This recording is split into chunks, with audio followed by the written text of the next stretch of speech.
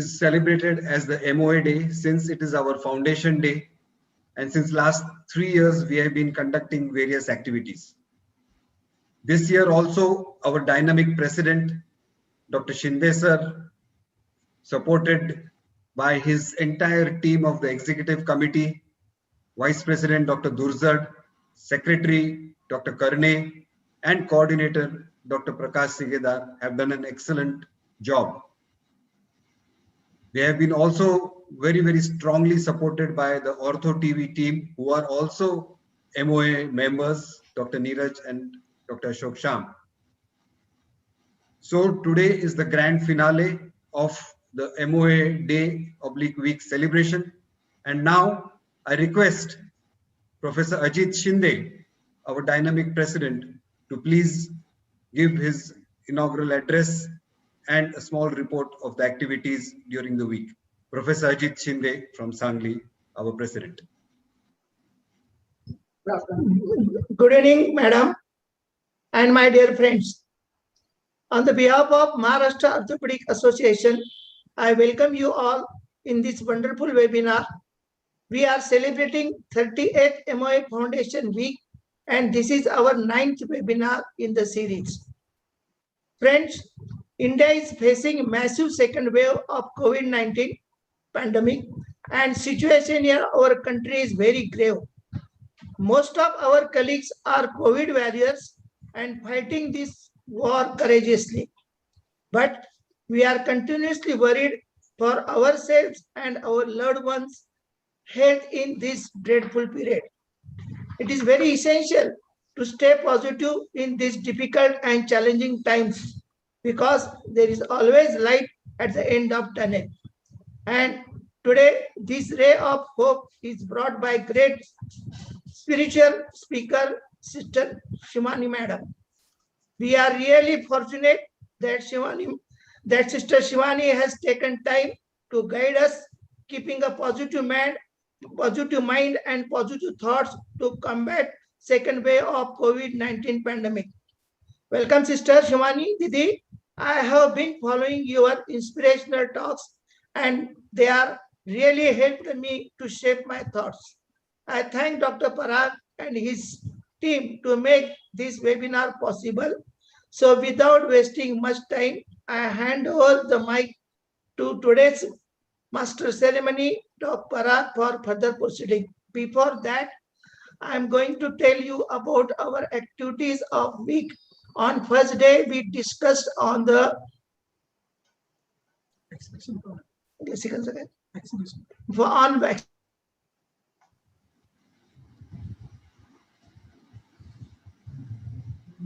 Just around the hip. On third day, we had talk on management of the COVID, right from mild cases, isolation to hospitalization and ICU management. After that, we had a plasma donation camp regarding the guidelines for plasma donation camp and role of plasma in the management of COVID patients. Later on, to treat psychological effect of this crisis on the doctors as well as the patients, we have arranged one lecture on from the psychologists. After that, what at the government level, government policies doing and what they are planning to protect the third wave, that also we discuss. And after discussing all right from prevention to the management, now we need a spiritual guide. All this knowledge we have received from this week, how we should utilize positively in the benefit of patient. With this, madam, I end my speech. Om Shanti. Thank you very much. Thank you very much, Professor Shinde. And today we culminate with a grand finale from Sister BK Shivani. Before I introduce her, I want to request the coordinator for the week's activity, Dr. Prakash, to please say a few words. Om Shanti. On behalf of Maharashtra Orthopaedic Association, I welcome Sister BK Shivani Professor Ajit Shinde sir, President, past President Dr. Parag Sancheti sir, all the past presidents of our association, all the present and past office bearers, all the members of association, and all the ladies and gentlemen who are watching this program live on this. Everything has been told about the week celebration and what was the theme.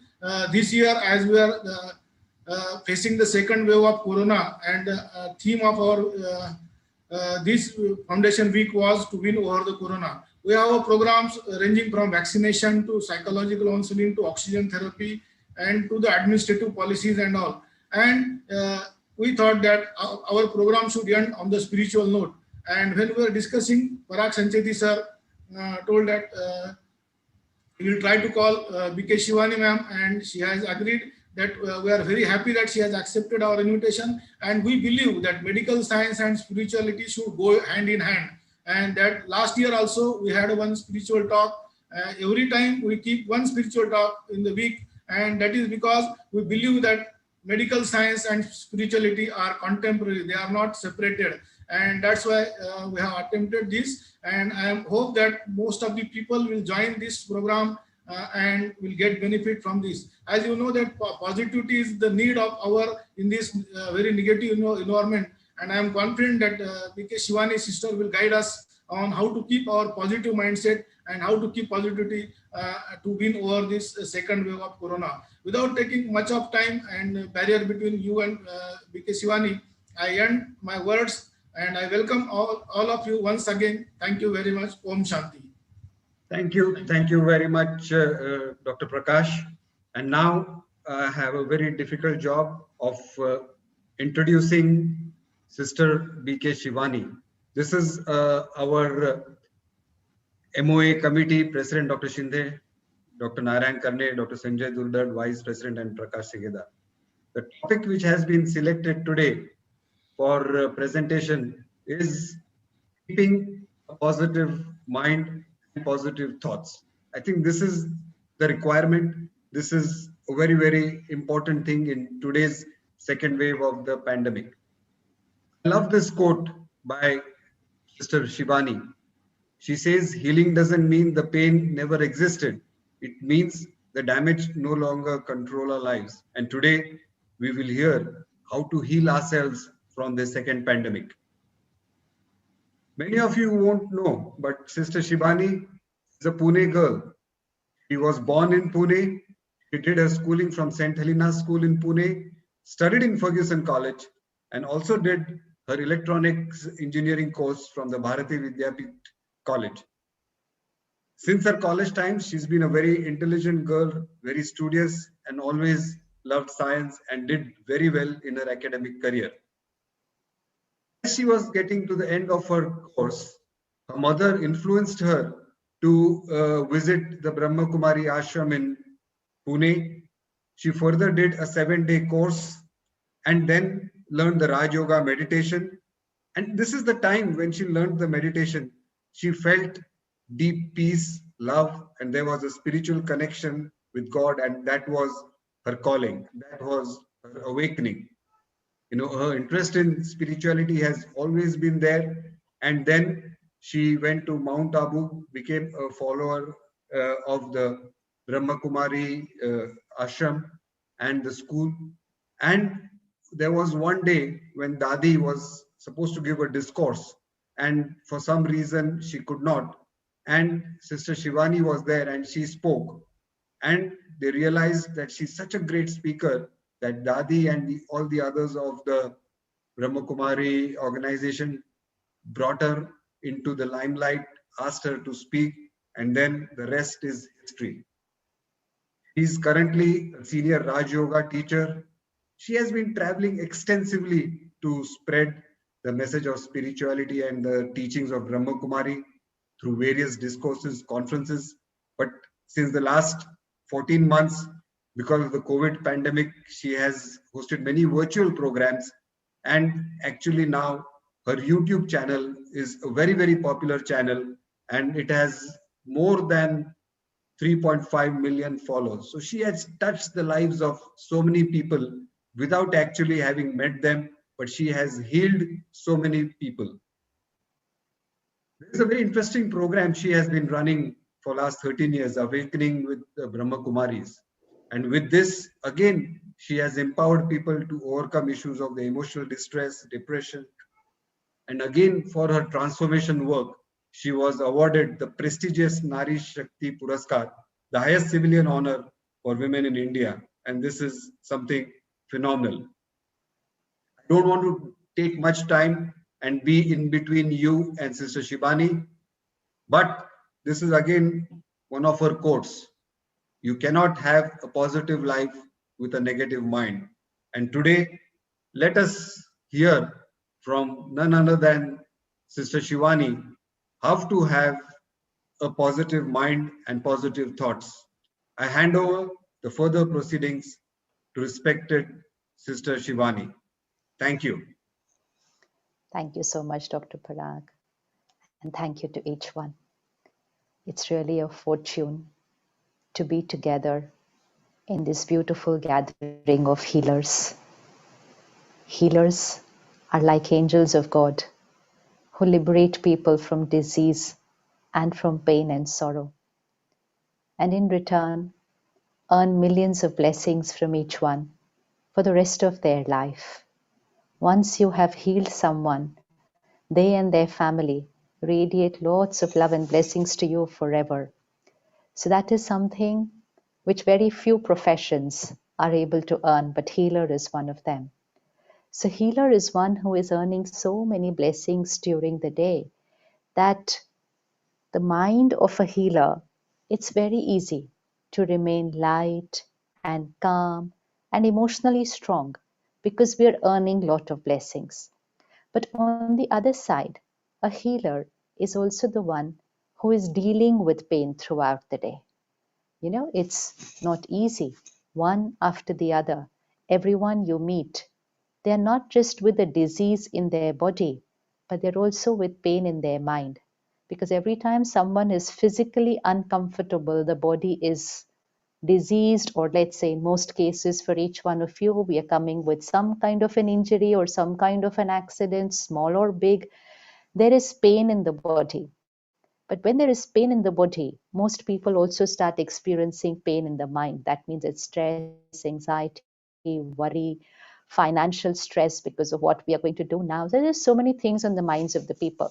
So, as far as the healer is concerned, every time you are interacting with someone, so even if you're meeting someone for say 5 to 10 minutes in your OPD, and one person who is the one who is diseased or injured is also accompanied by another family member also who may be going through some turbulence in their mind, worry and anxiety.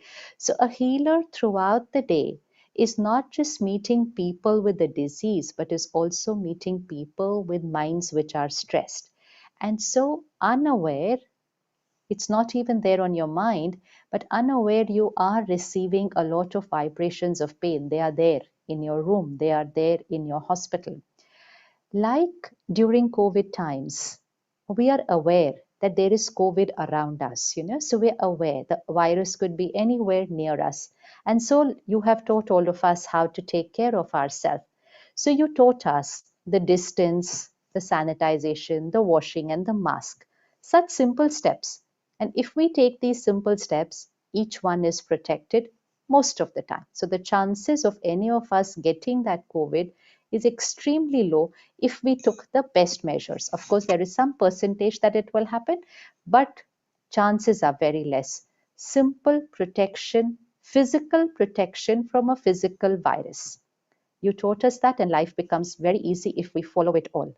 Similarly, it's not just during COVID times, it's also before that, and it will also be after that, especially in the life of a healer. Especially because every time you are interacting with people, there is an emotional vibration. One is a physical virus. That physical virus enters into my body and it creates a physical disease. The other is an emotional vibration. If the person I am meeting is emotionally upset, hurt, anxious, worried, or stressed, And if I am connecting with them for about 5 to 10 minutes, and if I don't protect myself with the sanitization and the mask and all that's needed on an emotional level, not physical, it's not a visible one. If I don't protect myself, then unaware, that little emotional vibration of the person and their family starts entering into my energy field. My energy field, in the sense, my aura. What is my aura? It's the energy of who I am as a person. My every intention, memory, thoughts, feelings, all our energy is like an energy field, what we call vibrations.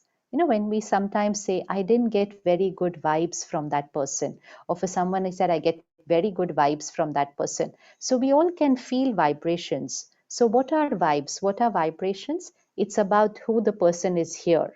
It's not about who the person is here, what they've achieved, what they've done. It's about who the person is here in their mind. So similarly, when you're treating people, you are also receiving their vibrations. Now, every 10-15 minutes, you are meeting someone, and then sometimes there is a crisis, sometimes there is an accident case, then there is a trauma, a very critical surgery, and there is anxiety around you. Now, if this happens 1 day, 2 days, 5 days, it's very easy to manage. All of us can manage it. But when it happens day after day, and it's a part of our life, unaware, it starts entering into our energy field. And then we start saying that stress is a part of healthcare profession. Stress is normal for doctors, is what we start saying. And then when you ask a doctor, why do you believe that stress is normal for a doctor? So they will say, because of the kind of work we do, it's the crisis we deal with, it's our schedules, we don't have day, night, nothing, sleep cycles are broken. So we think that the cause of the stress is all those. That's a very, very minor cause. That's more something that will create a physical fatigue. As far as doing all the surgeries and everything that you do, most of them you have been doing all your life. So it comes very simple and very natural to you. The cause of the stress is not in what we do. This is the first equation that we need to hold today, because only then we will be able to handle COVID. The cause of the stress is not in what we do. The cause of the stress is how we are here. Stress is never because of a situation. Stress is because of our emotions in that situation. In physics, the stress is a very simple formula. Stress is equal to pressure divided by resilience. Stress is not equal to pressure. It's pressure divided by resilience. So pressure is the situation. Yes, we have lots of pressures. So every time you're handling a crisis, a very difficult accident case, it's a pressure. It's a very high pressure. You are dealing with somebody's body, life and death, anything can happen. It's a pressure. There is no doubt about it. But stress is not equal to pressure. It is pressure divided by resilience. Need of the hour to start focusing also on the denominator. Pressures not in our control. Anyways, they were high even before 2020. And then came COVID, the pressure went to another level altogether. Another level altogether. In times when people sitting at home, safe and secure, COVID cannot enter into their houses, even they are creating fear and anxiety. So we can imagine what the pressure is for a healer who has to walk into that space every single day into a hospital. But still, it's a pressure. Still, it's a pressure. We still have a very big factor which is in our control, and that is the denominator, the inner resilience, the inner power of the human mind to face that pressure. You all have experienced it.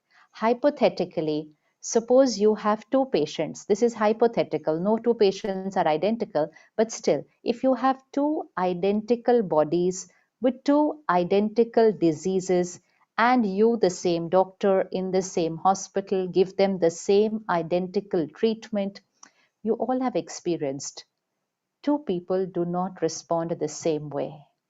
They do not. So there is one factor, no, which plays a role in the healing, and that factor is also the mind of the person. And that's why you always tell all your patients, relax, don't get stressed. Why do we tell them relax, don't get stressed? The body is diseased. You are the doctor, and the medicines and the procedure will heal the body. Why do we repeatedly tell them, relax, don't get stressed, relax, don't get stressed? Because we know that their mind is also one part of the healing. So for those patients who are very stressed, the body unnecessarily starts reacting. Sometimes we get complications. Sometimes it takes longer to heal. And those minds who are very calm, very positive, very, very focused, very stable, their body heals faster in most cases. That happens. So we know the mind body connection. So as healers, we will have to share with the world in the present time the mind body connection. COVID is not just a disease which hits the body. What is hitting the mind is our anxiety about that disease. And that anxiety then lowers the vibration which we radiate to the body, and then healing, which could have been simpler, unnecessarily gets complicated because we create so much panic and fear and anxiety about the disease. So, the mind body connection. So, who is healing a patient? Who is treating the patient? The doctor, the mind of the doctor, the mind of the patient, the mind of the family of the patient is also very important. If a family of a patient surrenders to a doctor, Doctor Saab, whatever you say is fine, we trust you, everything will be fine, and they have this lot of faith in the doctor, in the system, in the hospital, things just move with ease. And that's why it said faith. Faith can move mountains. Faith is a very big healing energy. Faith in the healer is very important. But if the mind of the family and the patient is very agitated, then we know that it creates certain energies in the treatment also. So, all our minds are also part of the healing. This is something we need to always remember. The doctor's mind, the nurse's mind, the patient's mind, the family's minds, and then the procedure and the treatment. So we need to, as healers, as doctors, we also need to start taking care of our mind and the mind of the people who are working with us, which means our juniors, our assistants, our nurses, our staff, their minds. The energy of a hospital, that also plays a role in the healing. Lot big role the energy of the hospital plays. So now when a doctor is interacting with patients, we need to remember that the patient's vibrations enter into our energy field. We have to protect ourselves, and to protect ourselves, we have to keep our energy field very high. Vibrations always flow from higher to lower. Energy always flows from high to low. Similarly, if a patient's energy is a little disturbed because they are not well, doesn't matter. But if the healer's energy is here very high, then the patient's disturbed energy cannot enter into the healer's energy field, but the healer's energy field empowers the patient. And you all have experienced that when the patient comes to meet you, because you are very calm, you are very positive, you are very detached, and when you talk to them for 5 minutes, they will come out of the hospital and they will say, I still haven't taken the medicine, I haven't yet started the treatment, but after meeting this doctor, I am already feeling little better. I'm feeling very nice after meeting them. I am very certain. My pain has already started reducing after meeting them. There is a lot that happens in a patient doctor interaction, in a relationship, in a communication. So either the patient's vibration can enter into our energy field, or our vibrations can enter into the patient's energy field. One of the two is always going to happen when any two people meet. When any two people meet. So our role is, because we are interacting with patients, we cannot afford to allow their vibrations to come into our energy field. Otherwise, we will start experiencing stress and anxiety. Please remember, stress and anxiety is not because of what you do. That's hardly 10%. That's hardly 10%. Remaining 90%, it's because of the vibrations that you are surrounded with. This is an emotional, invisible infection. It's there in the air and we catch it because we've not done anything to protect ourselves. We've not. So let's start working on raising our vibration. And that vibration is called emotional health. Emotional health. You all are doctors of the body. Then we have doctors of the mind, which is psychiatrists and psychologists. So we have physical health specialists in all fields. We have mental health experts. But now each doctor also needs to be an emotional health doctor, because everyone you are meeting, especially during COVID and even after COVID, you are going to meet a lot of people whose emotional health may not be the perfect emotional health. They will not have a mental health issue, which means they won't have depression or anything like that. But emotional health is disturbed. So this is a third health. There's no doctor for it. There's no doctor for emotional health. Each one of us has to be the doctor for emotional health. So when we understand our own emotional health, then to understand the emotional health of people and to empower them becomes very, very easy. So let's go back to the formula. Stress is equal to pressure divided by resilience. Resilience is inner power. Inner power. And I, the healer, am responsible to keep my resilience factor high, so that even if my pressure is very high, if my inner power is higher, my stress will always be low. My stress levels will be low, they will be negligible. I will be very calm and stable. So let me start working on the resilience, the inner power. Even otherwise, we need to do it. But now we have COVID. So COVID is another pressure. It's come into the numerator. And because when this COVID came, you know what we all said together as a society, not just in the country, but also in the world, we said fear and anxiety is normal. Now, this is where emotional health has to be picked up. What is emotional health? My thoughts, my feelings, my emotions in response to every situation. How do I know whether I'm emotionally healthy, emotionally fit, or emotionally I'm a little weaker and I need to work on myself? Simple test. There is a simple test to check my emotional health. Situations and people's behavior. Any situation, random, any situation, people's behavior. If you believe that situations and people's behavior are the cause of your thoughts and feelings, which means you feel in your mind depending on how the situation is. If the situation is perfect, you are happy.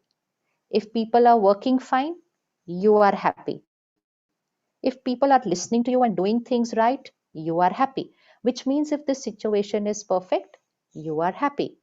But if the situation is not my way, if people are not behaving, not working my way, and you believe that getting angry, getting irritated, getting agitated, getting stressed is normal, if you believe it's normal, then it means that your mind, you believe that your mind is dependent on situations and people.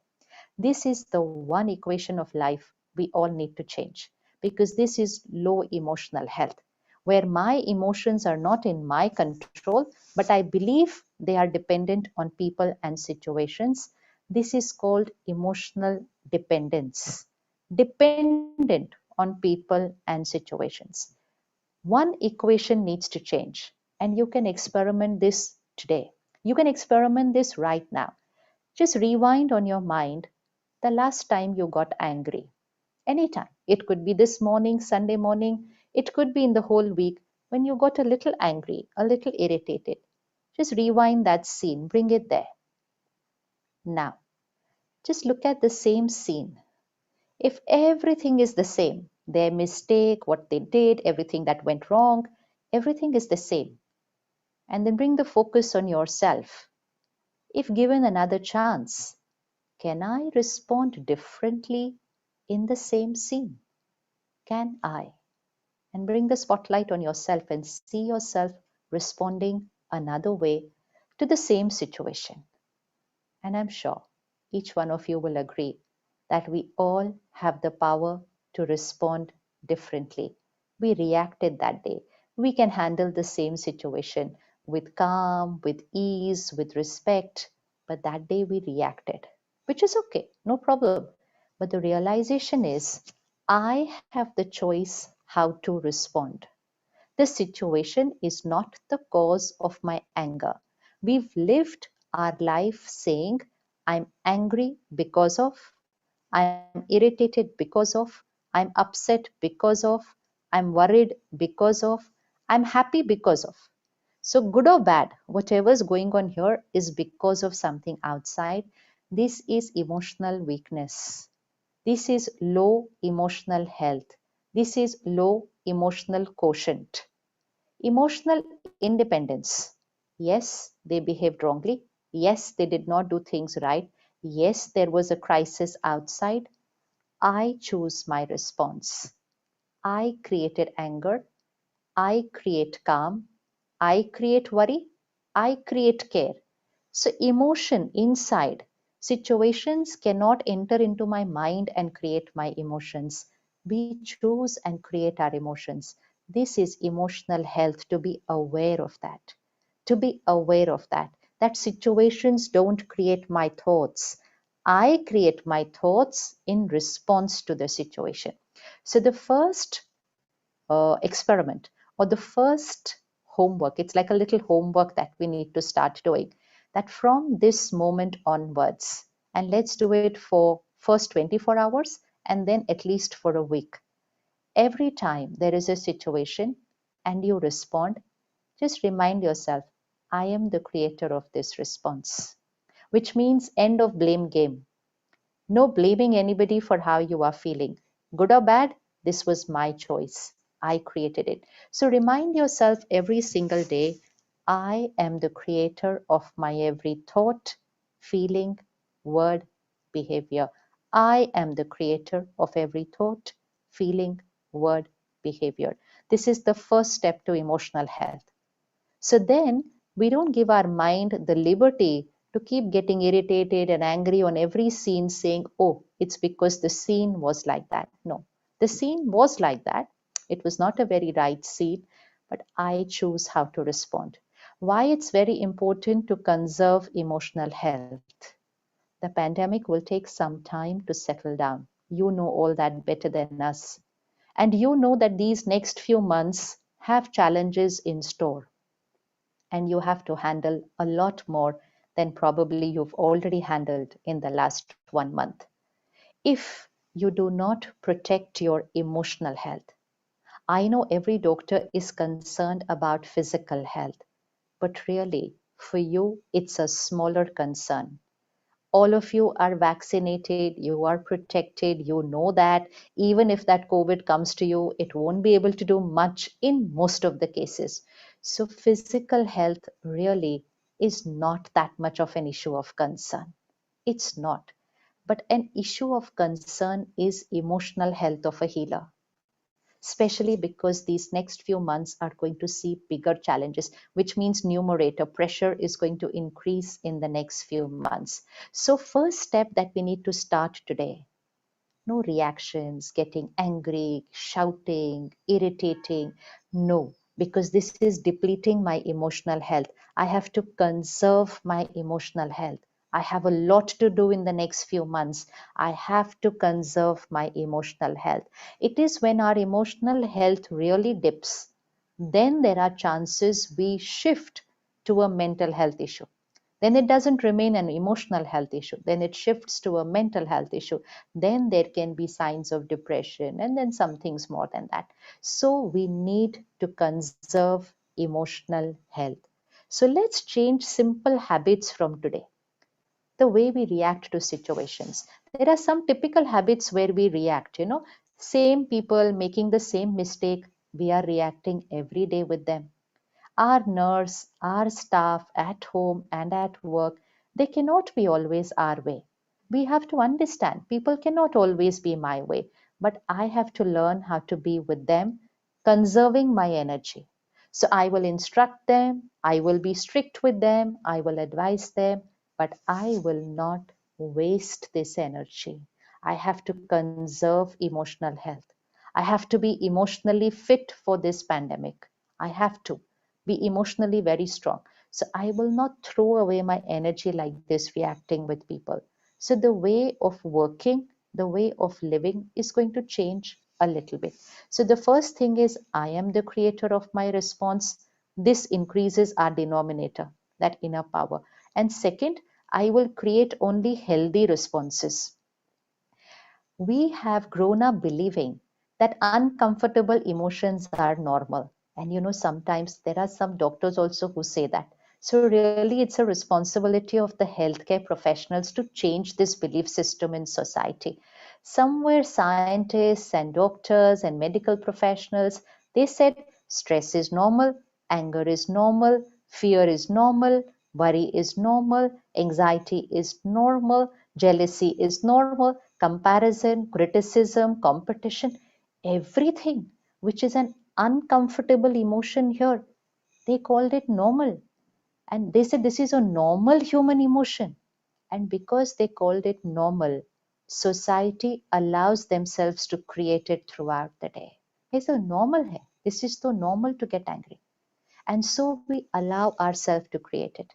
As a doctor, you know how important the word normal is. Normal. What is normal? What blood pressure is normal? What sugar level is normal? Today, what oxygen level is normal? The human mind needs to be very clear of the definition of normal. Similarly, what emotion is normal? How can uncomfortable emotions be normal? They create an uncomfortable effect in the body also. Even a child going to school before an exam starts getting fever, acidity, nausea, vomiting, dry mouth, hands sweating. What is all this? This is not normal.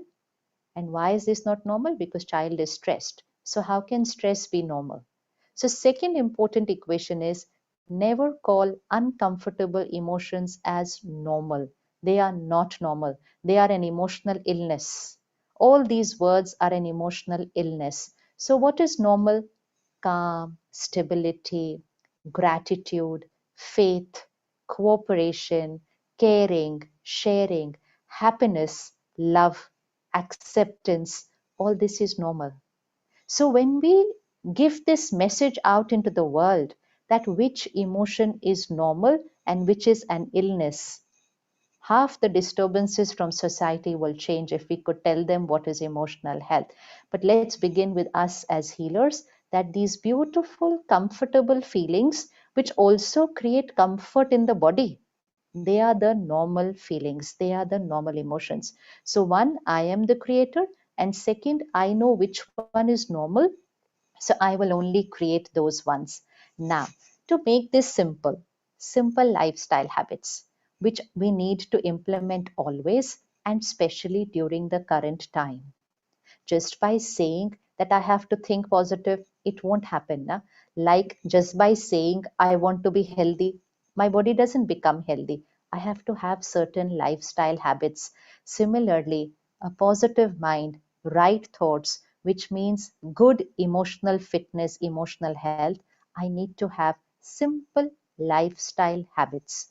Let's see how we can take care of those during the day. One spiritual equation. In Hindi, it is Sankalp se Siddhi. Sankalp means thought and Siddhi means manifestation. Our thoughts manifest. This is a very, very powerful law. Like law of gravity, this is a law of spirituality. Our thoughts manifest. They become a reality. Any repeated thought becomes a reality. So we need to be very careful how we think. If we create negative thoughts and keep repeating them often, then they are called negative affirmations. They will become a reality.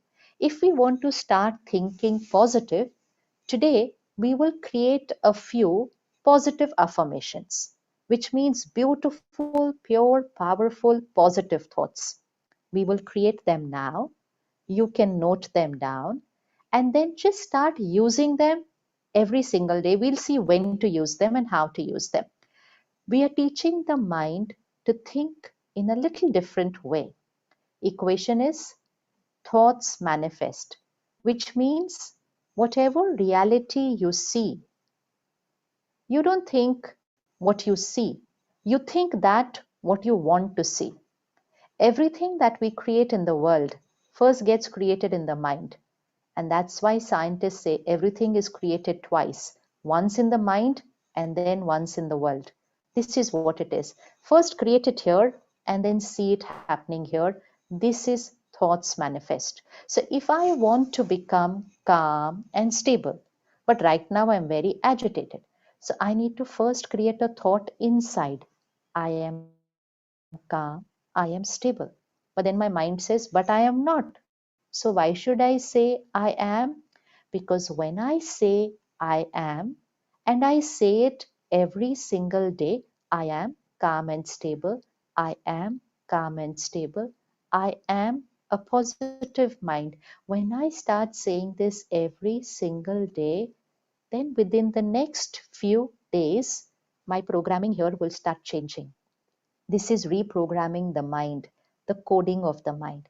But if I keep saying, I am stressed, then came COVID and I said, I am very stressed, and then I said, next few months are going to be very stressful, then that is what is going to manifest. So let's take few powerful positive affirmations and make them our reality. First affirmation, I am a powerful being. Powerful being. What is powerful? Emotionally fit here. Doesn't get affected by situations and people, which means doesn't get disturbed. Radiates calm, radiates compassion. A healer is equal to compassion. But compassion is equal to a calm and stable mind. An agitated mind can take care, can treat, but cannot radiate compassion. Compassion means pure energy. Pure energy. If I treat someone but I'm disturbed inside, then I'm treating fine, but I'm radiating disturbing energy because I am disturbed inside. So compassion is a high vibrational pure energy. So first equation, I am a powerful being, which means situations and people don't disturb me, I remain strong. I am a powerful being. And you're going to visualize this first thing in the morning, throughout the day, with people, with your staff, with the nurse, with the patient, with your spouse, with everybody. I am a powerful being. I choose my response, perfect, accurate response in every situation. I am the master of my life. I am the master of my situation. I don't react, I respond. So, first affirmation, I am a powerful being. Second affirmation, I am calm, I am stable. I am calm, I am stable. Third affirmation, I am fearless. I am fearless because fear is the predominant emotion in the air now. Air, it's in the air, it's a very heavy energy right now. That's also the reason that sometimes we create it, because we catch it from the air. I am fearless. Fearless, absolutely. Fourth affirmation, which is very important and needs to be taken in the right perspective. I am detached. Very important. I am detached. We need to understand detached in the right perspective. Detached doesn't mean I'm indifferent. Nothing makes a difference to me what's happening around me. No, no. Healers cannot be like that. Healers are compassionate. But detached means that whatever is happening around you, it also has a vibration. That vibration is not entering into your energy space. You are detached. You are detached. Like a surgery. Why does a family member generally does not operate on another family member? Because of attachment. Attachment might create a different energy. So unless the healer is very strong, they choose not to operate on someone they know. So detachment is strength. Detachment means we work on them, we treat them, but we don't get affected emotionally by their emotions. This is very, very important for the next few months. It always is, but next few months it's very, very important. We're going to be doing our best. We are going to be doing more than our capacity, but we will have to be in the highest energy to be able to do more than our capacity. But if we start getting affected, and absorbing the emotion of what's happening around us, it will lower our capacity. And we don't want that to happen. So we will put an affirmation in the morning, I am detached. So I am powerful, I am calm and stable, I am fearless, I am detached. Fifth, my body is perfect and healthy and will always be. So we are not going to create a thought, what if this COVID happens to me? We're changing the coding here. My body is perfect and healthy and will always be. Create one very powerful visual in front of you, an affirmation. God's power and blessings is a circle of protection around me. Please draw this right now in your mind. Divine light, God's divine light of purity and power and blessings is a circle of protection around me. Like you wear a PPE kit, virus cannot come inside you. No way through that kit. Similarly, if you envelop yourself with a divine energy protection around you, lower vibrational energy cannot enter into it. Vibrations are only a thought. It's only a thought, and it only requires a thought to protect from a thought. So somebody else's emotion is only a thought around me, and I create a thought that I am protected by the highest vibration. The lower vibration thought cannot enter into this. So you will be dealing with people, treating people, being there in the chaos, but their pain means emotional pain, their anxiety, their fear, that will not come into your energy field. And you will have to create this protection circle every day. You cannot. You have to be emotionally very strong for the next few months. So God's power and blessings is a circle of protection around me. That's the next affirmation. Then you create that same circle around your family, because there's always a lot of concern that I go to the hospital daily and then I come home, and what if somebody at home gets it from me? I'm not going to think like that. If they get it, we will treat it. But why should I create a thought, what if they get?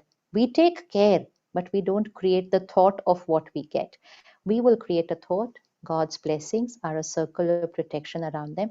They are safe, they are secure. Every day we are going to create this affirmation. Then create this affirmation for your hospital. Very important. Very, very important. Times are such, lots is going to happen in the hospital. Every day so much is going to happen in the hospital. Normally also it happens, but right now more. So create this. God's power and blessings is a divine circle of protection around my hospital. Everything today is going to be smooth and accurate and perfect. Everything, which means nothing will go wrong. There will be no mistakes. There will not be any chaos. Everything. There will be a lot that will happen, but there will not be mishaps. So when you bless your hospital first thing in the morning, instead of worrying, what if this happens? What? No. Sankalp se siddhi, our thoughts manifest. Our thoughts manifest. So our every thought is going to be a high vibrational thought. So create that energy circle for your hospital. Everything today is going to be stable, perfect, accurate. Accurate. And then just create one last thought, energy circle for the planet. That God's blessings is a healing energy circle around the planet. The world is beautiful. The world is perfect. So now how many affirmations did we get? I am a powerful being. I am calm and stable. I am fearless. I am detached. My body is perfect and healthy. God's power and blessings circle of protection around me, around my family, around my hospital, and around the world. 10 thoughts. Only 10 thoughts. How simple this is. Only 10 thoughts, which now we will see when we have to create this, because very important what time we have to create these thoughts. Like the medicine you give, these are these little medicines for our emotional health. What time and how many times do we have to create these thoughts so that these thoughts become programming here, and within a few days they will start becoming your natural thoughts, your normal way of thinking, and within the next few days they will start manifesting in your life. you will see that you will not react the way you used to react before. You are able to handle the same scene in a little better manner. You're not getting irritated. You're not getting angry. You will start seeing this happen automatically. So now when to create these thoughts? So those are the simple lifestyle changes. First thing is the first thought in the morning. The first thought in the morning is extremely important. Extremely important. I know you are a doctor. I know you have to check your phone. But you know what? If there was an emergency, somebody would have already called you. Just give yourself 5 minutes before you look at the phone. Just 5 minutes first when you wake up. Don't look at the phone. Normally, for other people, we tell them not for 1 hour to look at their phone. But because you're a healer, 5 minutes don't look at the phone. And after those 5 minutes, when you look at the phone, only look at your patients and hospital related. Don't look at anything else that's happening in the world. That's not meant for the first hour of the morning. For a good emotional health, we need a good emotional diet. Emotional diet. And what is emotional diet? What we watch, what we read, what we listen.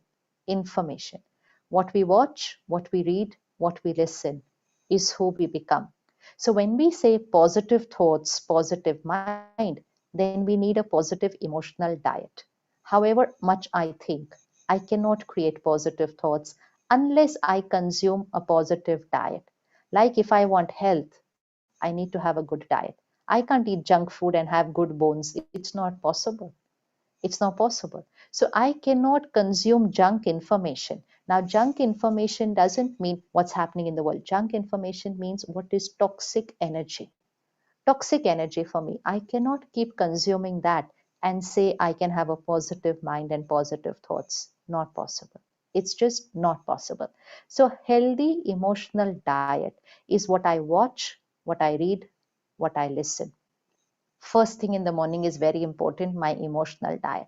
So 5 minutes, don't look at the phone first. Just as you open your eyes, your first thought is very important. This mind is like a blotting paper. Our first thoughts go deep into the subconscious. So the first thought, even before you fully opened your eyes, gratitude. Tune your mind to gratitude first thing in the morning. Gratitude to the supreme power, gratitude to your mind and body for being healthy, gratitude to people, gratitude to your hospital, to your work, gratitude to nature. There's so much to be grateful for. Gratitude is a high vibrational energy. So, first 4 5 thoughts, gratitude. Next, those 10 affirmations. We need to create them first thing in the morning. So imagine the mind absolutely calm, just woken up from deep sleep. This blotting paper, absorption power highest. Mind is like a blotting paper in the morning. And the first thoughts that I put onto it, gratitude. And the second set of thoughts, I am a powerful being. I am fearless, I'm calm and stable, body perfect. Now, every thought that I'm putting in at that time when I just wake up, this is going deep into the subconscious because I have just woken up from deep sleep. Subconscious mind is activated, the thought will go inside. And that's why I said don't look at your phone for 5 minutes. Because if you first look at your phone and if you see this happened to this patient, this happened, then all that will go onto the blotting paper first. Then the blotting paper will get saturated. So, yes, patient care is very important. But in order to be able to take best care of my patient throughout the day, self-care is very important. Self-care is very important. So the first 5 minutes, say those affirmations at least 5 times in the morning, at least 5 times, and try and visualize them. I'm powerful, I'm calm and stable, my body is healthy, divine light aura. See yourself in the hospital, calm and stable. People make mistakes. I respond with stable. See all this in the morning here. So power of affirmation plus power of visualization creates miracles, absolute miracles. And these miracles are best created in the healthcare industry. Because with the body, these miracles manifest very fast because mind instruction follows to the body immediately. 5 minutes. Then you are checking your phone to know everything about your patients and your hospital, but not about the world news, not about any social media handles, and not about anything else. First thing in the morning नहीं. उसके बाद you meditate for some time. Need to learn meditation. And what is important is also at least 20 minutes. And this is very, very important. Please don't ignore this. This is very, very important. At least 20 minutes of consuming a positive emotional diet. Only a positive emotional diet with those affirmations and meditation can give you a positive mind. There's no other way. It's not possible any other way, especially when you're surrounded with a crisis. It's not possible. Over a period of time, that crisis is going to start taking a toll on human minds, not just on human bodies, on human minds. So, at least 20 minutes of consuming a positive emotional diet. You choose your content. It could be a video, it could be an audio, it could be a self transformation book, it could be spiritual study, it could be a scripture which you like, whatever you choose. But 20 minutes of faith, of compassion, of gratitude, of peace, of forgiveness, of love, that content has to go in, which means content of who I want to become 20 minutes in the first hour of the morning, not during the day, first hour of the morning. And then, of course, you take care of the body with your walk, your exercise, yoga, pranayam, whatever you like best. So, ideally, at least 45 minutes to an hour in the morning should be for the self. And don't allow your mind to say, I don't have time. No, it's not possible. We have to start investing this 45 minutes to 1 hour, because this is going to be our protection of the mind and the body during this pandemic and also always afterwards. So this is morning routine: gratitude, affirmations, spiritual study. That is positive emotional diet. First 30 minutes of the morning. Now come to the night, just before you go to sleep. Again, the most important time is first thought of the morning and last thought before you go to sleep. Again, the blotting paper is going to be there. We are going to go into the delta stage. So the last thought before we sleep is very important.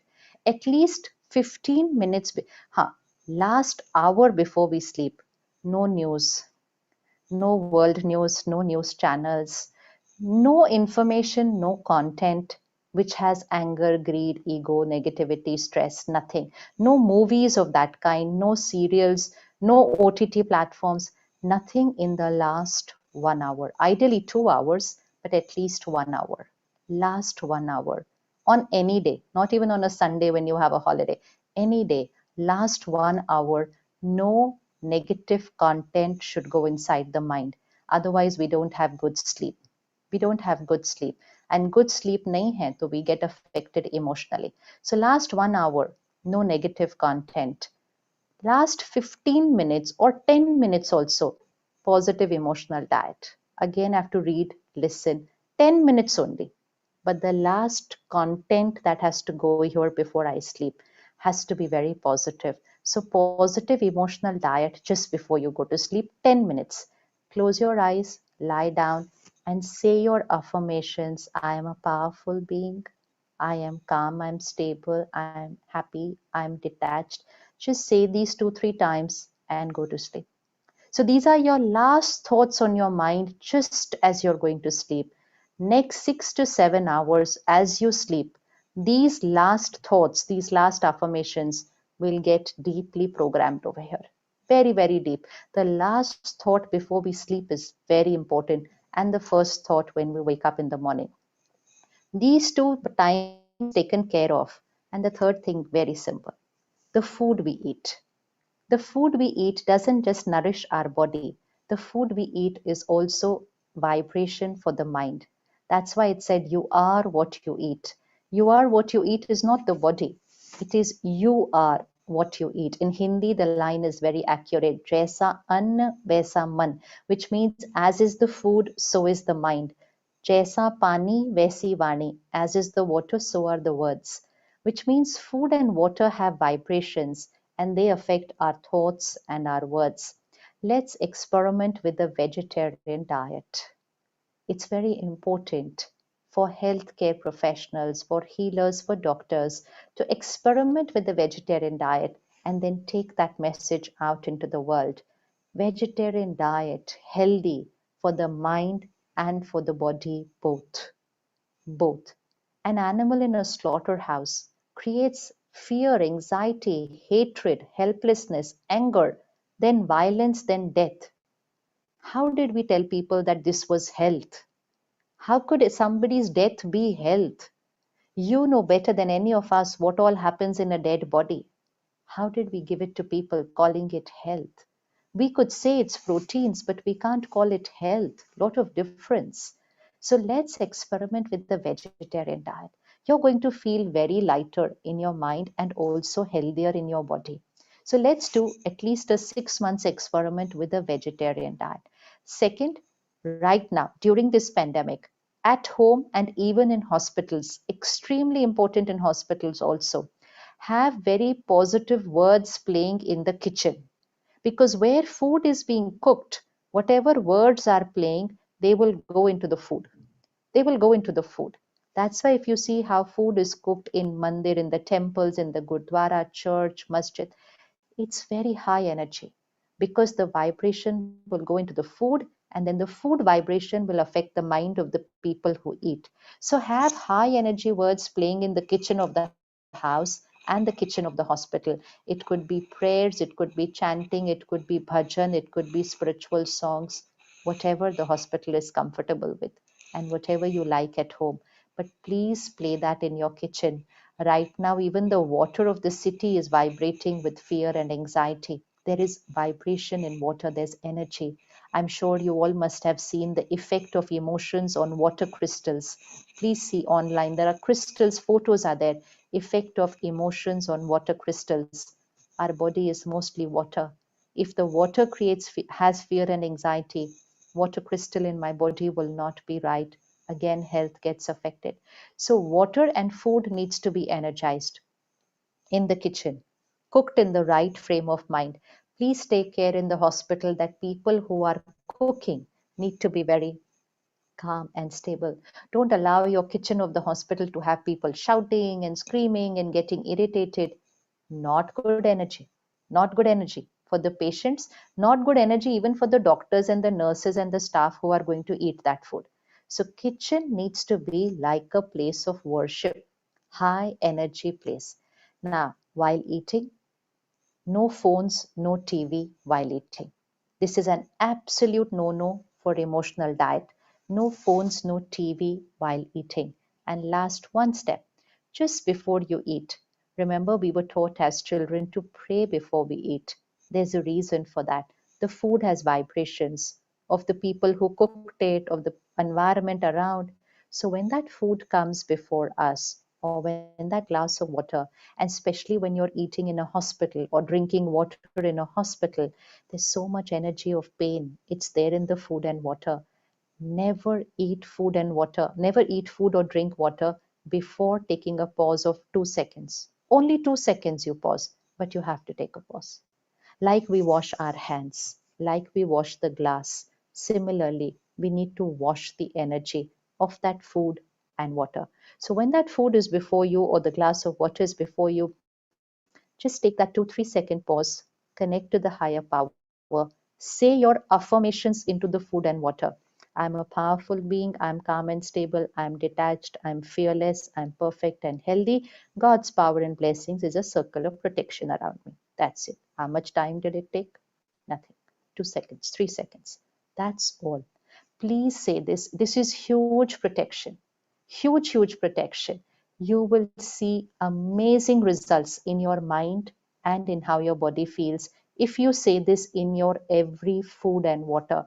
Food and water is radiating with fear and anxiety right now. There is enough evidence. We have enough evidence for all this. Just do it. This is called prasad. This is called amrit. Just experiment with it. Please pause for that 3 seconds, which we were taught as children, and let's do it now. Let's put the affirmation into our food and water. So once in the morning, once in the night, 3 meals and 6-7 glasses of water. And if you drink tea or coffee, then even that time. So you have said your affirmation at least 10 to 12 times in a day. It's not too much. It takes only 5 seconds. Just by doing that and your emotional diet 20 minutes in the morning, 10 minutes before going to sleep, and during the day aware, I am the creator of my response and I will choose the right response. I'm working on my denominator. You are going to be emotionally very, very strong. Very, very strong, very, very calm and positive, very stable, even if things outside are not the way we wanted it to be. The mind will be the way we wanted it to be. And when the mind is calm, handling the situation becomes very easy. Very easy. So it's our role to take care of our emotional fitness and our physical health, and then you are ready to be able to take care of everyone else who's coming in your energy field. So just for 1 month, start experimenting with this simple lifestyle. Within 10-15 days, you are 100% going to see the result of that. It's 100%. If anybody does everything, it's 100% you will see a result within the next 15 days. And then it's your experience, it's your evidence, and you can continue with that then. Thank you so much. Om Shanti. Thank you so much, Sister Shivani. This was fantastic. It's absolutely exhilarating. The way you spoke, the way you described, the equations, the scientific equation which you gave. Stress is equal to pressure upon resilience. Resilience is depending on the inner power. The affirmations which you gave, it's fantastic. It's really, I was just seeing the watch now. It's 50 to 55 minutes, and I didn't realize how this time went. So it's really a nice uh, message you have given us, what to do in the morning, first thing, what to do in the night. It is Sankalp Se Siddhi, thoughts manifest. I think that's the fantastic message which you've given us, the affirmations. I'm a powerful being, I'm calm and stable, I'm fearless, I'm detached. Already I'm, by hearting all those things, create a protection around you, your family, the hospital, the food we eat, how it should be made, a small 3-second prayer. Fantastic, a big round of applause virtually for ma'am. Really, thank you. So what, Shivani sister, now we are going to do is, if you can give us about 45-50 minutes more. All the time, no problem at all. All the time. Thank you so much. So I have a few questions initially, and then we are going to ask our president to ask a few questions. Dr. Prakash, Dr. Karne is here. He's our secretary. And then we will open it up for some questions as we go on. But initial few questions, the next 20-25 minutes, I have 6 or 7 questions, which I want to ask you, if you permit me. So, I just want to shift gears a little bit. I just want to move to a little different kind of topic before we again come back to COVID and all the things, just to, kind of break the monotony, if we may say that we've talked about COVID, we've talked about mental health, all this. I just want to ask you one question, and this has always been in my mind. And many people's mind. Many of us get mixed up between religion and spirituality. The way you explained, I have heard many of your talks, sister, and never you bring any kind of religion. Your talks are so simple and you connect to people immediately, but at the same time very effectively and impactfully. But I have never heard you promoting religion A, B, or C. Just now also in your talk, you mentioned about mandir, you mentioned about masjid, you mentioned about church, gurudwara, all in one go. So is there any difference? Many a times we mix spirituality and religion. So can you help us to clarify the difference between the two? All religious prophets, when they came onto this planet, and we've all studied their teachings, right? So whether it's Gautam Buddha, whether it's Mahavir, whether it's Shankaracharya, whether it's Jesus Christ, whether it's Muhammad, Abraham, every prophet that came onto this planet was teaching almost the same thing. Way of teaching, way of expressing, way of practicing, lifestyles, That could be different. The message and the teaching was the same. And that message was about peace, about love, about compassion, about caring, about unity, and connecting to the one supreme power. So everyone pointed up there that this is one God and we are all his children. And they were teaching us the religion of the soul. The dharam. Dharam means religion. What is dharam? Dharam means quality. Like we say, pani ka dharam. What is the dharam of water? It is to give coolness to us when we drink. That's the quality of water. What is the dharam? The religion of every soul. It's peace, it's love, it's happiness, it's purity, it's power, it's knowledge, it's bliss. 7 original qualities of every soul. That is the religion of every soul. And every prophet, religious leader, saint, they came on the planet and they taught us only those 7 original qualities, and we were meant to implement and practice those 7 original qualities. They did not come into this world to establish separate religions. They had not come to establish separate religions. They had come to teach us religion, religion of the soul, religion of the soul.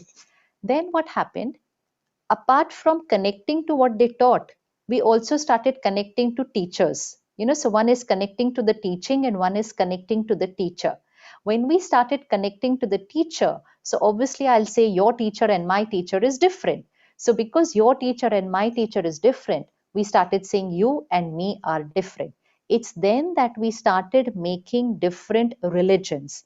But actually, religion is here. Religion is not like this. They came here to taught us the religion of the soul.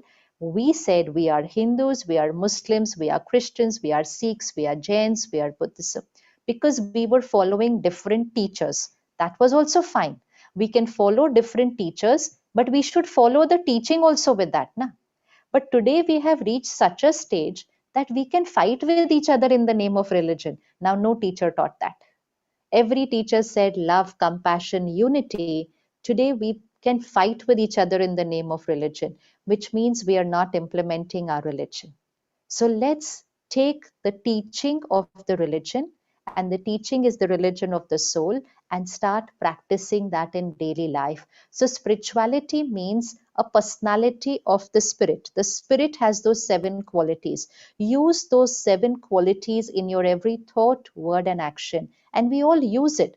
But do I use it for 5 minutes or 5 hours? In those few minutes, I am spiritual, which means I'm using the qualities of the soul, the spirit. So we all are spiritual, and religion teaches us to be spiritual, to use those original qualities. All that we need to do is we implement what religion is teaching us, and the dharam of the soul should come in our every karam. That is very important. So dharam and karam are together. It cannot be that early in the morning I pray, I meditate, my dharam, and then during the day my karam is like in a different direction. And then I say, nahi, but practical life mein to ye karna hota hai. No. Dharam and karam has to go together. When our every karam is based on our dharam, then we are truly spiritual, we are truly religious, we are practicing our religion, following everything that religion is teaching us. So spirituality is only teaching us how to practice our religion. Fantastic. So can we say that religion is a vehicle to spirituality, and when religion is man-made, so it helps us to achieve the religion? Yes, absolutely. It is teaching us to become who we want to become. Just that we need to hold it and practice it, and use it. Use it in our every karam. That is very important. So I'll go to the next question, ma'am. Now coming back to a little bit of COVID things, what we've seen in the last 1 year or so, all of us have been at home, all of us have been confined to homes. And if you read, the divorce rates have gone up. This lockdown has led to a lot of breakdowns. Made families have broken, husband and wife have separated. The relations also with the family, with the children, with husband and wife, with parents and children have changed in different ways. So can you please enlighten us and tell us a little more on how we can improve these interpersonal relationship, because we are now, even as doctors, spending sometimes more time at home in a way, because we have our routine work is not there, and even our family sometimes not used to seeing us so much at home because we've been working 16, 18 hours a day. But because of the COVID and because of orthopedic nature, which directly doesn't deal with that, we have got time. And but this time sometimes has been counterproductive. So the relations have been disturbed, and we are seeing the numbers. So can you, Sister Shivani, please enlighten us on how we can improve these relations? A relation between two people, a husband, a wife, a parent, a child, a sibling, any two people, is actually an energy exchange between two souls. So, my mind and your mind, this is a relationship, which means what I think about you and what you think about me is the energy exchange that will happen, and that will create a relationship. Then, what we speak to each other and what we behave with each other. So, our thoughts, words, and behavior come into a relationship. What happened during lockdown? Now, see, COVID is a physical health issue. Why would it affect relationships? No, so we should also think about it. First time in our life, we got to spend so much time with our family, which we always wanted, which we had been like praying for that we should get this much time. But when we were at home, because of all this situation also, and we were not taking care of mind, both the people are saying fear and anxiety is normal, getting stressed is normal. So if two stressed minds, two anxious minds will interact with each other, they are not going to be in their best ability to be able to adjust, to be able to accept, to be able to respond peacefully, because they are disturbed.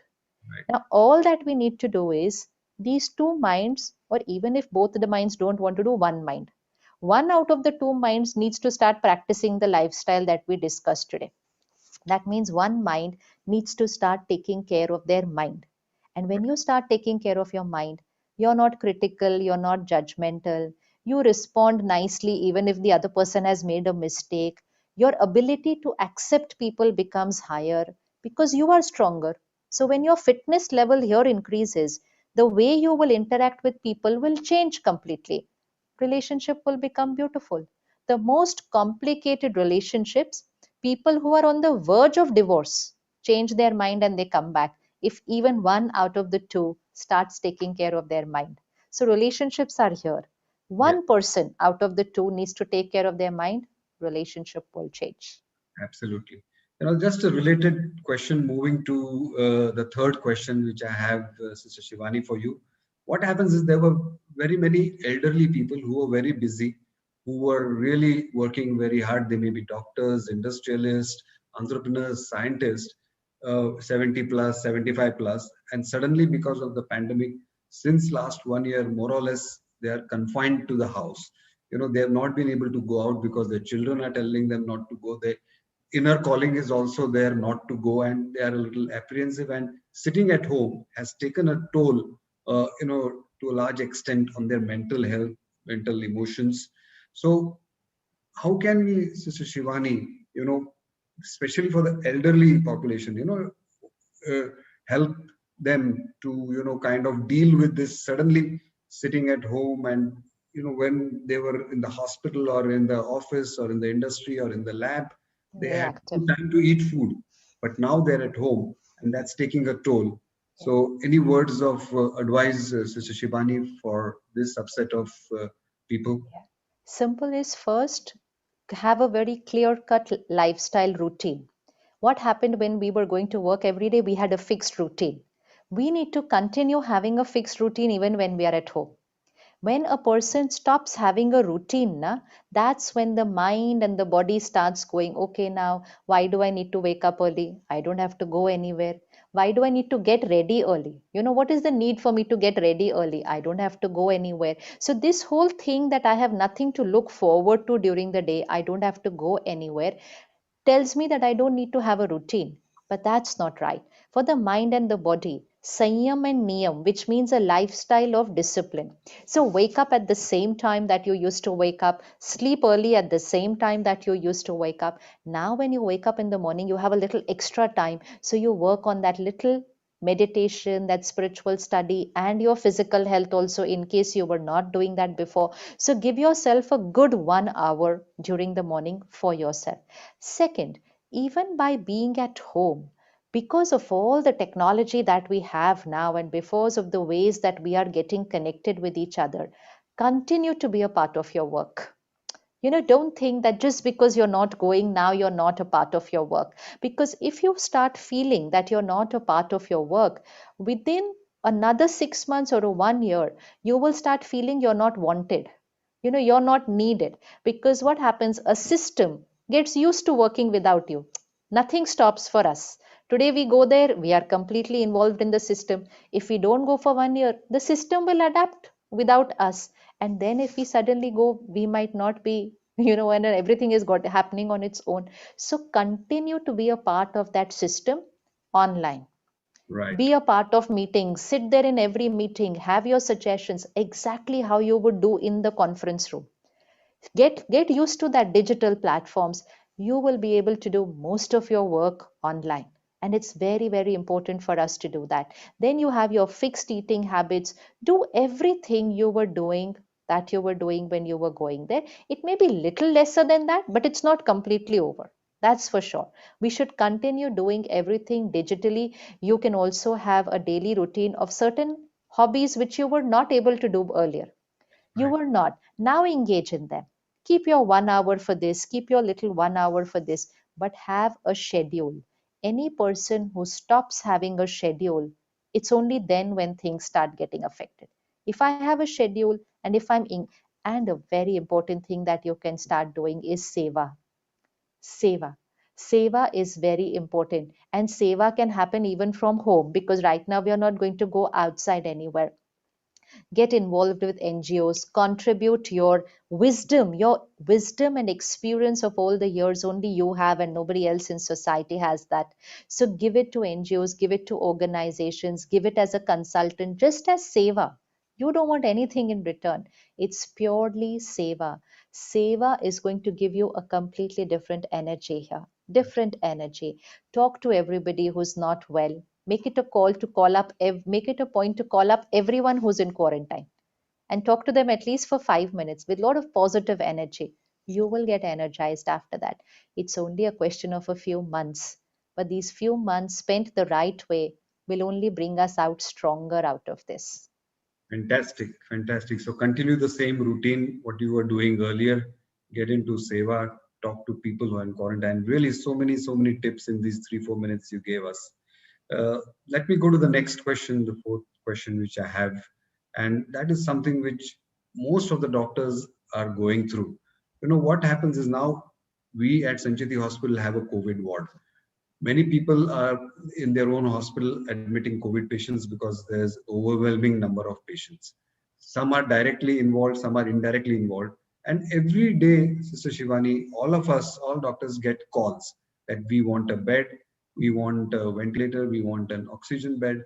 And the feeling which I echo of helplessness, help, despair is a common feeling which most of us have experienced in the last 3 weeks, which probably in the last 30 years we have never faced. In these last 3 weeks, collectively, to say no, a patient is in an ambulance, his oxygen cylinder is getting over, and he calls you, Dr. Parag, what do I do? Where do I go? I know that there is oxygen supply. Our hospital is on the last cylinder. Ventilators, all of them are booked. And, so it's very difficult. And this is something which every day in our meetings, when I talk to my friends or doctor colleagues, this is a common thing which is going on, a feeling of despair, feeling of helplessness, which eats us. That's a negative affirmation in your language. Yes, So yes. I really don't know how to handle this and how to come about this feeling of despair and helplessness. Can you help us, sister? This is something which a lot of us are going through. Of course, doctors and hospital people get the maximum calls, but a lot of other people also get calls. Can you help me? Can you connect me to this one? Can you get me? Now, okay, the situation is not easy. Again, the pressure is very high, the numerator, right? It's not at all easy to say no to somebody when you know what the outcome of that no will be. Because as a doctor, you can already see the outcome that if this person does not get a bed within 6 hours or within 24 hours, you are already able to visualize the outcome of your no. So when you say a no and when you see the outcome of your no, it becomes a huge moral responsibility. It becomes a huge karma. And somewhere we start holding ourselves responsible when something might not go right, when that person probably might not that day get a bed in any hospital, and then we know what can happen. And somewhere that will get recorded on our mind saying, I, directly or indirectly, have been a part of what has happened today. Now just let's pause. If we look at it like this, yes, we will feel we were a part of it. Now we have to look at it spiritually. Now, this is where spiritual principles are very important. First thought, I am going beyond my capacity to help. Is my conscience clear? Yes, my conscience is clear. I have to keep my conscience clear, which means my karma has to be accurate. Am I being careless? Not at all. Am I being laid back? Not at all. Am I stretching my boundaries completely? Totally. Totally. Is my conscience clean? Highest level of cleanliness that this time, that we are doing everything our best. Was my karma right? Absolutely, it was right. Could have I accommodated them? Didn't have place at all. Did I make a mistake deliberately? Not at all. Talk to your mind. You are going to question your karma. Nobody else is going to question you. So be very, very authentic inside that I stretched my limits and I did everything. Second, after that, now please take this in the right perspective. Please understand, we can help people, we can treat people, but we don't write the destiny of people. Right. Don't take that burden on your shoulder. Yeah. Not even during COVID, and actually not even without COVID also. Like when you do a surgery, sometimes everything is perfect and you were perfect, and yet the result was not perfect. It does happen sometimes. And sometimes everything was complicated, but the result is so beautiful. There is something more than just you as a doctor. And you have witnessed that regularly. And that what is more is the destiny of that person.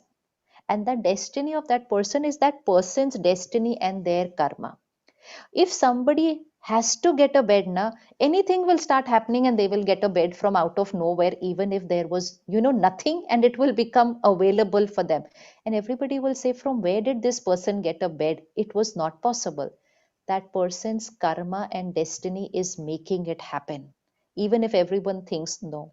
And sometimes simple things get complicated. So please don't think that we can write destiny of people.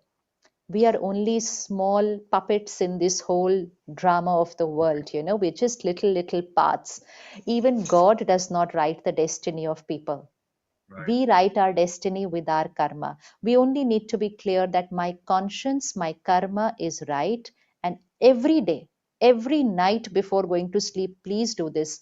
Surrender what has happened during the day to God. Please don't go to sleep with it. Over a period of time, that trauma will start getting recorded here. So before you go to sleep, just surrender. Today I did this, I did this, I did this. I was not able to help this person. I tried my best.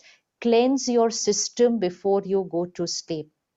Cleanse your system and surrender and say thank you for everything that went perfect. Please don't focus only on things which are not going right during the day. It's very important to focus on the things which are going beautiful during the day and say thank you and thank you and thank you. The more you will say thank you and shukriya for everything that's happening perfect, the more perfection will start happening. It's an energy. But the more we focus on this is not happening right, this is not happening right, then more things will not happen right. This is a law. This is how energy works. So focus on everything that's beautiful. Surrender to God before you go to sleep. And that moment when you say a no to somebody, that moment when you have to say a no to somebody, verbally you say a no, and in your mind you say, I tried my best. I tried my best.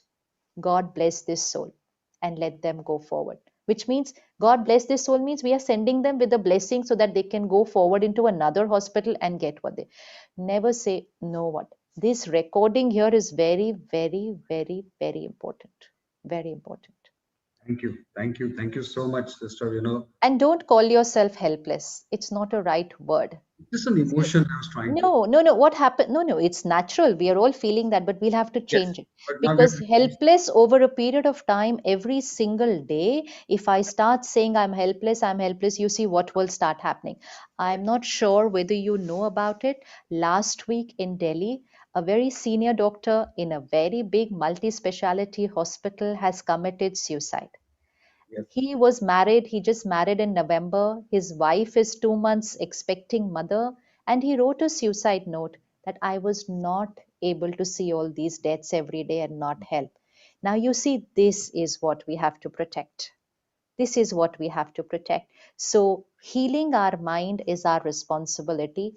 We are not the cause of this chaos. right, We are not the cause of this pandemic. So, right. we will not say I'm helpless. I will say I am going beyond my capacity to help every day. So, let me change my vibration and affirmation.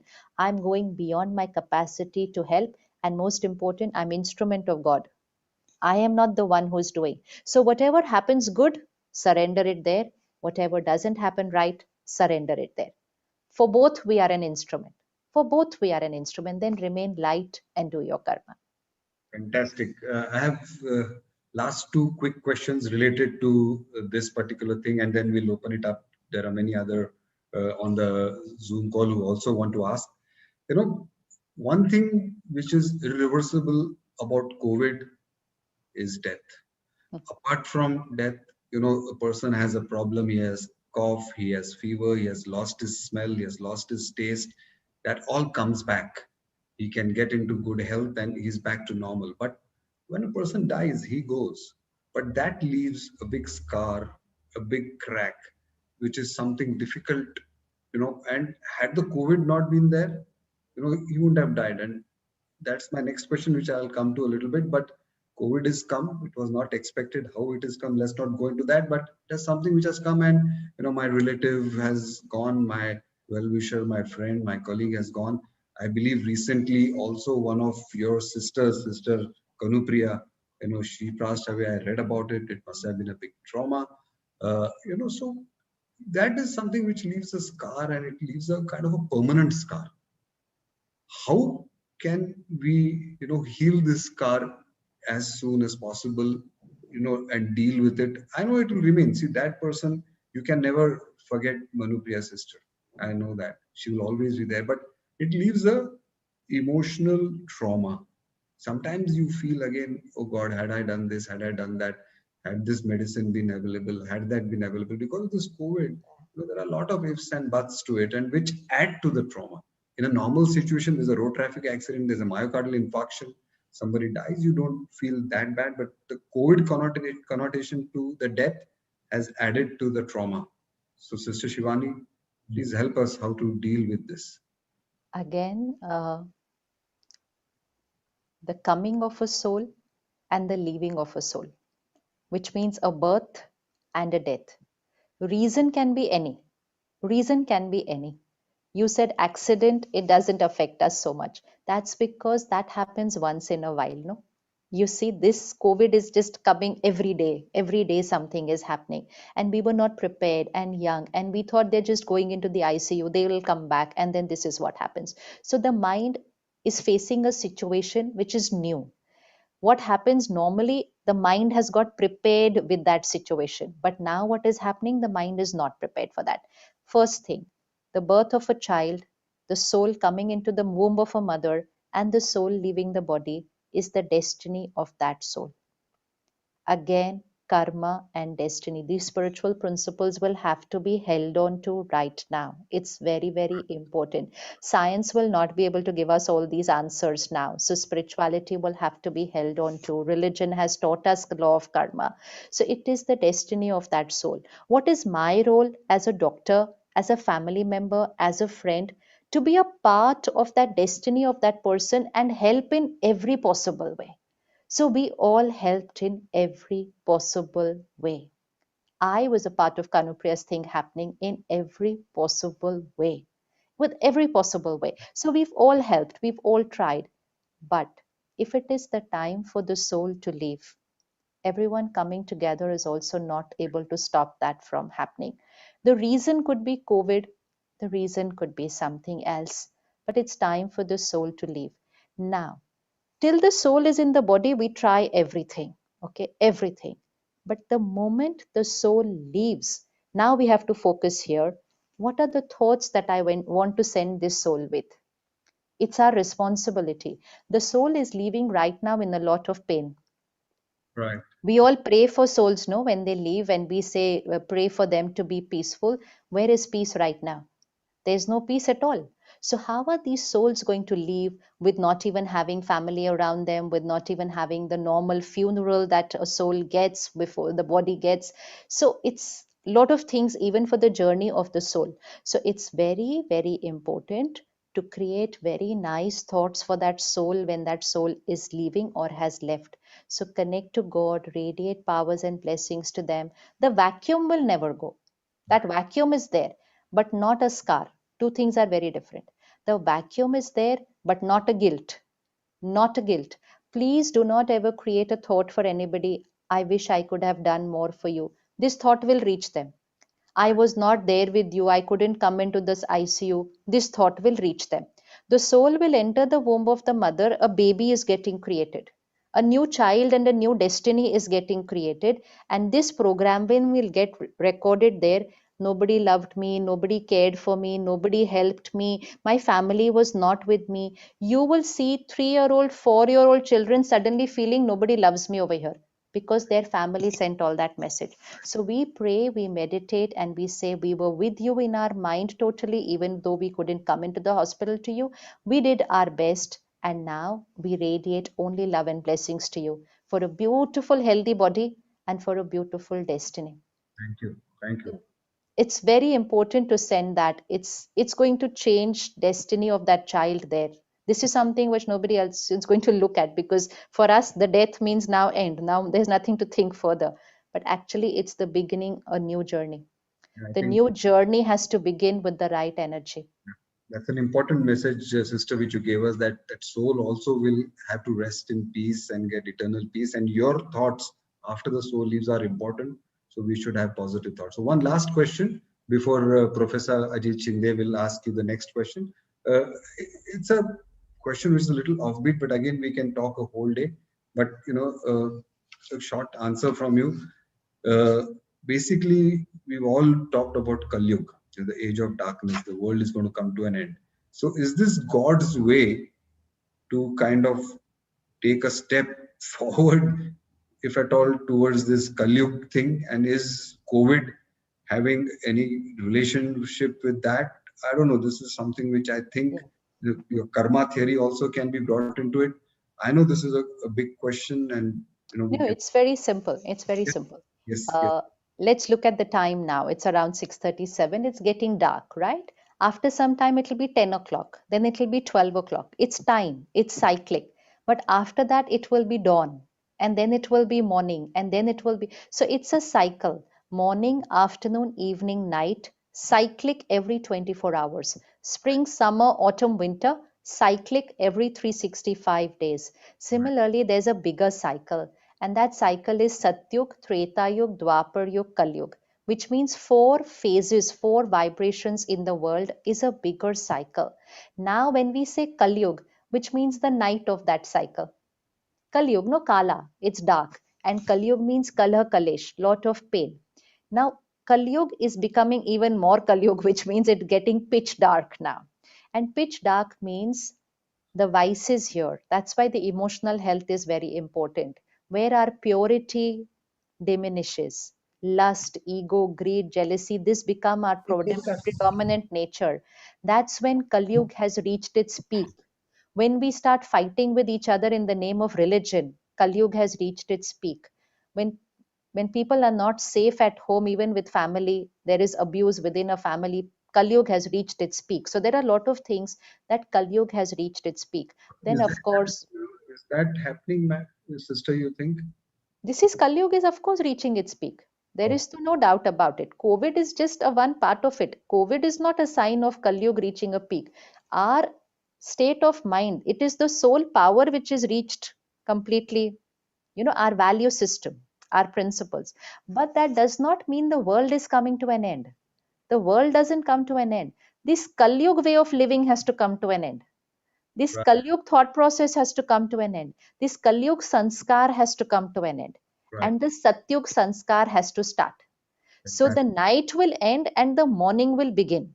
But we have to create that morning. God doesn't create the morning. God gives us the knowledge to create that morning. We have to create the morning. So sanskar se sansar.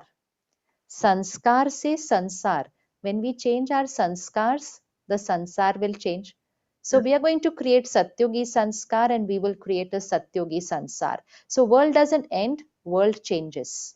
So Right. there's going to be a paradigm shift in the world and we all are going to be a part of that world change. Yes, we'll wait for that. And thank you so much for these answers. I want to now request Professor Ajit Shinde, our president, to please ask a couple of more questions and then we can open it up to other Only speakers. one question similar to this. Good evening, madam. My question is similar to Parag. Parag's question. How do we see this pandemic situation? Is this testing human power, intelligence, and emotions? Or this is a lesson to mankind about how insignificant you are in front of nature? Why COVID happened, we don't know. But everything is connected with law of karma. COVID is a global karma consequence because it's come to the whole world. You know, one is my karma, my consequence. One is my family. One is my organization. One is the whole world. So COVID is a global karma consequence. So we can't say which karma of ours has created this consequence. Important is to focus on our present karma. If now we learn the right way of thinking, the right way of living, you know, last couple of decades, we have been living only to get more and more and more. We've shifted into getting and achieving. Our human nature was of giving. It is of giving, it is of caring, it is of sharing, it's of being compassionate, compassionate to our body, compassionate to people, compassionate to nature. This is our nature. But last few years we are only मेरे को क्या मिलने वाला है, what am I getting? So we have to shift from only wanting to giving. That is the lesson that we have to learn.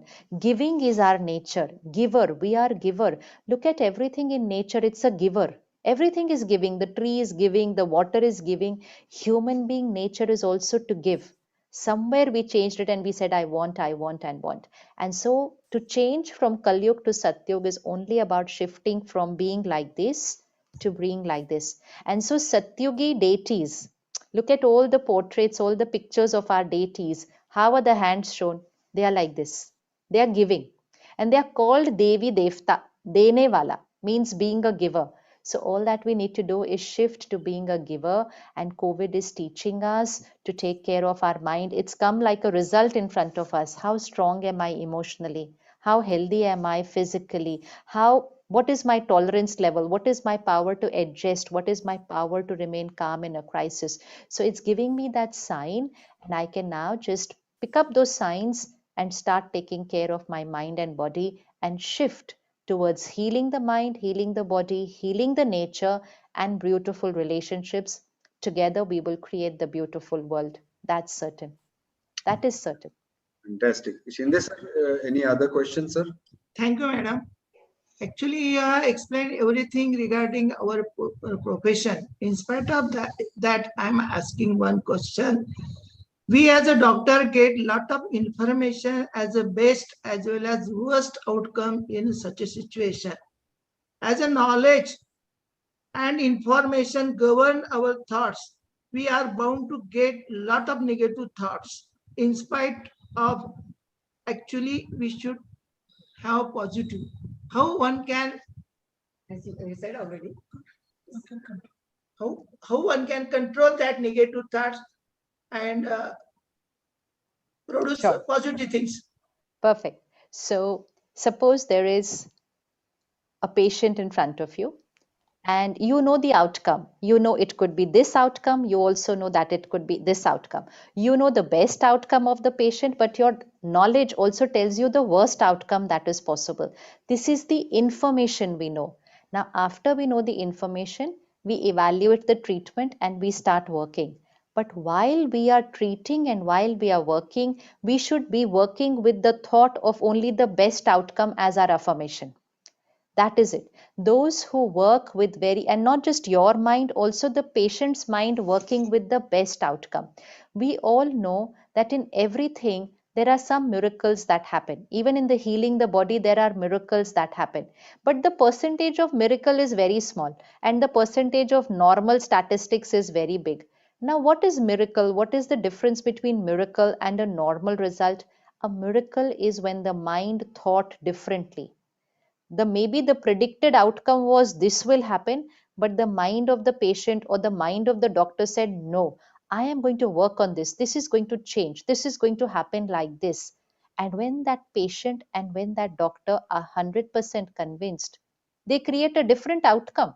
And all other doctors around you are going to say, ye to miracle ho gaya. Ye miracle kaise ho gaya? What is a miracle? A miracle is nothing. A miracle is human capacity of the mind to go higher and think that which was not logically the outcome, to think it here and then to create it here. So if we start focusing on those higher vibrational outcomes, our percentage of miracles will increase. Our percentage of miracles will increase. We also tell patients, suppose you give a patient a medicine and then you say, let's say 80% people get acidity after eating this medicine. It's an information. So I get the medicine and I said, doctor said 80% people get acidity after eating this medicine, which means acidity is a side effect of this medicine. Information. But now it is my choice whether I'm going to program my mind to that 80% or I'm going to program my mind to that 20% who did not get acidity after eating that medicine. Not only my body, my mind also plays a role in it. You all know that when patients don't know about side effects, they have lesser side effects. And when they come to know about side effects, they have more side effects. So what was the side effect? Side effect was supposed to be about the body and the medicine. Why the mind knowing and not knowing made a difference? Because of the information, the thought, and the vibration. So if that patient, sometimes when the patients don't know the information, their healing happens better because they don't know the information. 50 years back, patients used to not be told about critical things. I remember 50 years, 40 years back, even patients were not told you have cancer, you have this. ऐसे ही उनका इलाज चलता था. They didn't know the disease that they happened. And many of them were able to cope better because they didn't have the information. Now, as I get the information, I have this disease, my fear, my anxiety, I start visualizing a lot of things already. I am talking to people, they don't have COVID. Nobody in their house has COVID, but they start visualizing things because they are seeing visuals of funeral pyres, they are seeing visuals of breathless people in ambulances out. They have started visualizing this. And when they visualize this and suddenly they get a COVID positive report, that's it. They have already visualized themselves on that whole journey which they were watching all those days. This can make simple things complicated. Simple things can get complicated. Even though their COVID was very simple, it would go, get off with all that 5 days medicine, but they started visualizing this will happen, I will not get a hospital, this will happen, I will be breathless. I have people writing to me, what if I die, who will look after my children? And they're not even COVID positive. They're not. You see the impact of information. There's the impact of information. So we have as healers the information. You know the information, but focus on the best outcome always and make that your affirmation. Percentage of miracles will increase. We need to increase that statistics of miracles by using the power of the mind. That's where spiritual power can get used.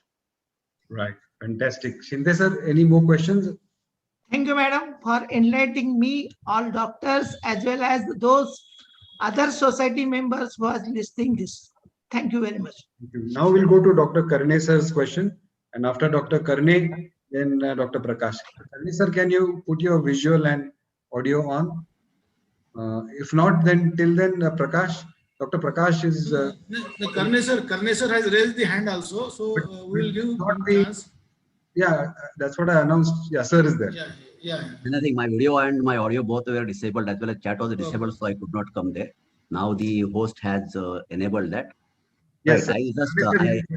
First of all, I thank the Brahmakumari Shivani ji for a wonderful. I had heard her for so many times. Rather, I had attended one mind workshop at Mount Abu in 2017. And BK Sarita is very close to here from my place, and we had many time interaction, and I had visited her place also many times. It is a really a great pathway what you have told, that you have told us the power of the mind.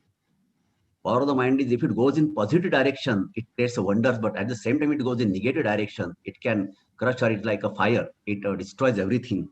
And only one comment about the spirituality and the religion is that spirituality is the soul, it's that soul effect, and that soul, it is the, sorry, I just forgot that point, but I just wanted to tell it there, that it is the one, it is the science, actually. Spirituality is a science which takes our soul and it connects it to the Almighty.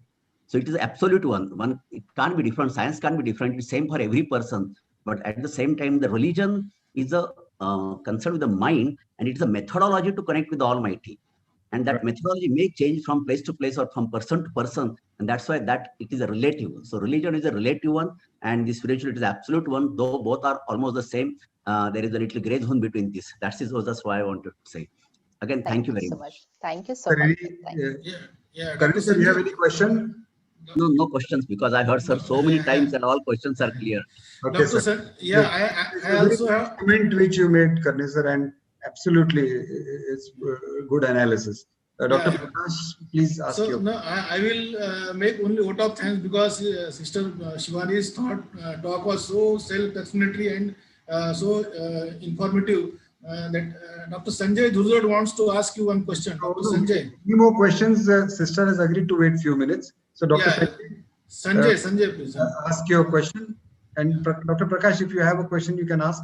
In 5 minutes, we'll finish the program. I will do vote of thanks, sir. Yes, I will definitely ask you to do that.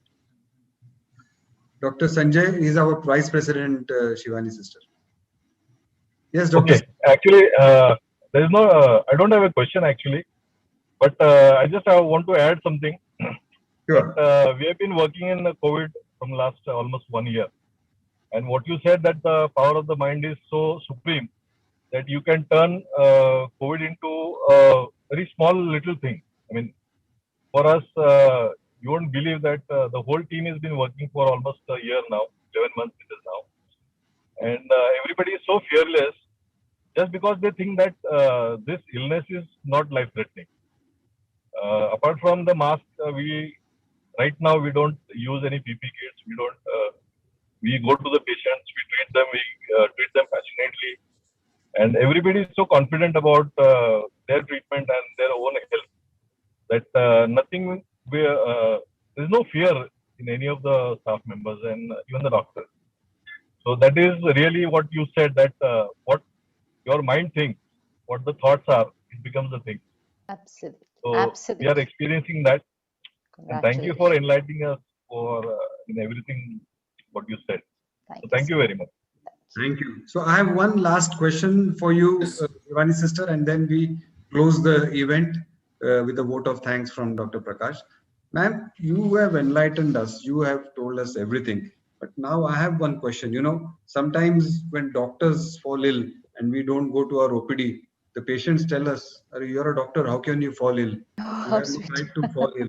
So, ma'am, if you tomorrow have some stress, some emotions, what is your way to deal with this? As doctors, we are not supposed to fall ill. So as a healer, as a spiritual guru, you cannot have stress, ma'am. But in case you have, what do you do? Yeah. It's not that you cannot have stress.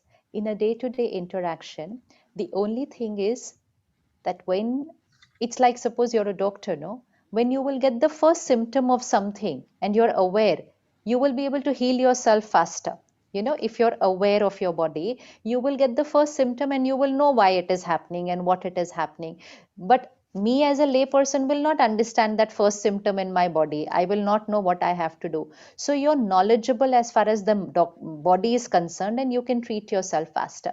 Now, similarly, with a little practice and seeing the mind every day and meditating, I'm able to see my thoughts, which means I'm aware of my thinking. So if something happens and I create a thought which I know is not the right thought, even a simple thing like you said, I should have been able to do this. If I would have done this little more, this could have been the outcome, even during COVID. Now, this is a thought. Now, the only thing is when I create this thought, I'm able to see that I have created the thought that minute itself when I create that thought. And then I will pause and I will consciously change that thought then and there. Then and there. So that thought is getting still created, but it will get created and it will get changed then and there. And earlier, if I'm not aware, I will create it and I will go on thinking like this, and then it builds up into stress. But if you change it then and there, it's not getting accumulated as stress. It's a thought which comes, we work on it and we change it. Right, right. Thank you, ma'am. Dr. Shinde, sir, wants to say something. Dr. Govardhan has one question. Yes. Dr. Shinde, sir. Shinde, sir. Actually, I want to conclude and give a message regarding this. Should we give chance to English Yeah, to Dr. ask the Govardhan question? can ask one question. Last one question. Then you can conclude and Dr. Prakash will give the vote. Last question. Thank you very much, sir, for giving me a chance. It's a tight schedule. Thank you, madam. It was a very nice talk. I just want to ask a common man question. Since childhood, we have been trained to do good karma so that we can land up in heaven, kind of. But now what we are saying, we have seen really very good people who are working in a society doing very good job, but they are landing up in problem and ultimately they are passing away. So any comment on that? Passing away is not a result of a bad karma. This thing we need to remember. So okay. It's just that everyone has a time for which they will be in this body, right? So if my time is of 80 years, I will leave after 80 years. If my time is of 100 years, I will leave after 100 years. My time is my karmic account with this set of people in this role. If I leave early, which means I thought I should leave at 100 or 80, but suppose I left at 50 or I left at 40, or right now people are leaving at 30. It doesn't mean that that soul had done any wrong karma. That's why they've left early. It's just that their karmic account with these people in this role was of 30 years. Now they're going to continue with that karma and their sanskars in the next body. In the next body, in their next destiny. So our going and coming does not mean that we have done any good karma or bad karma because of which we are leaving early or we are leaving late. The quality of our life is dependent on our karma. The way I live is also dependent on my karma. Was my death easy for me, or was my death a very big struggle for me? Was I able to leave my body with ease because I am not attached to everything? Or was I not able to leave my body even though my body had, it's finished, but the soul is not able to leave the body? All that is a part of my karma, but not the timing. The timing does not say that I am a good karma or bad karma. I have some other role to play with another place, with another family. So I have to move forward and go there. Fantastic. Thank you, Sister Shivani. I will now request Professor Ajit Shinde to give his closing comments before the vote of thanks by Dr. Prakash. Professor Ajit Shinde, sir, please.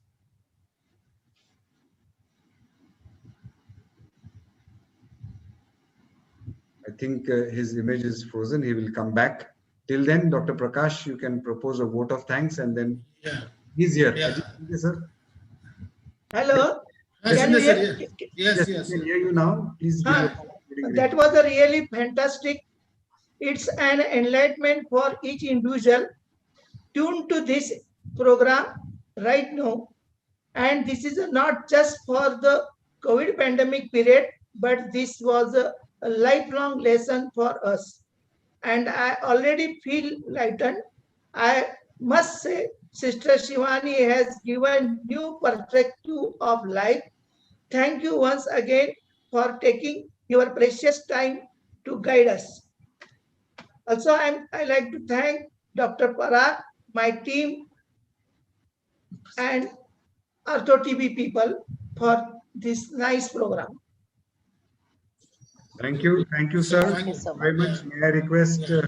Dr. Prakash to propose the final vote of thanks. Yeah. Thank you very much, Sister Shivani. It was really an eye-opener and enlightening talk for all of us, not even doctors, but for even society also. And we are thankful to you for giving your precious time for our association, and you are the part of our grand celebration of Foundation Week. And this was a concluding ceremony, so it cannot be concluded better than this.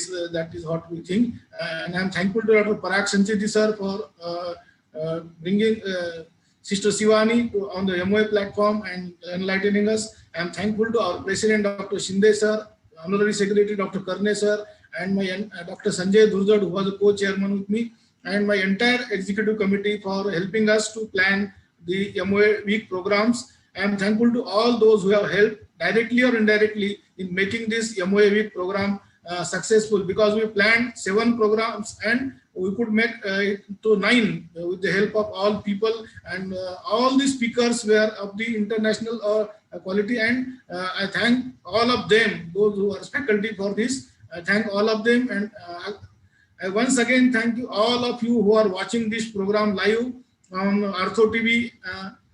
Thank you very much. Thank you, Shivani sister. Om Shanti. Om Shanti. Thank you so much. Thank you. Ji. Thank you, Dr. everybody. Dr. Rujuta Mehta has said that all of us together should say that the pandemic will end soon, so it will manifest that way. On that affirmation, we will end today's program. Thank you, Rujuta, for that thought, and thank you, everybody. Om Shanti. Om Shanti.